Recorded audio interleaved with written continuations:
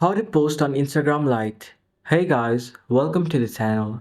So, if you want to post a photo, video or post a story on Instagram Lite, what you're simply gonna do is first of all, launch the Instagram Lite application on your device. Now, you have to keep one thing in mind that the process for posting on Instagram and Instagram Lite are really very similar. So, in order to post it, after you open Instagram Lite, in the bottom shelf, you can see the plus icon in the middle. Click on it. After that, it will take you to your gallery. Over here, you can see all the photos that are present on your camera roll.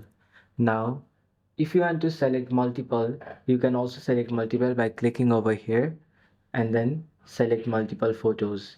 Now, again, what you can do is post a story by clicking over here in the story. Then you can also post a reel by clicking over here. So this is how you can post a photo, story or reel. Now let me demonstrate it. If I select this photo, then click on next. After that, you can add filters or add music to it from here or here. Then click on next. After that, you can either add your location, add music, tag other people, and then go to share. After you click on share, the post will be uploaded to Instagram Lite. So this is how you can post different photos or videos on Instagram Lite. Thanks for watching till the end of the video. Hope this video was very helpful to you and see you in the next video.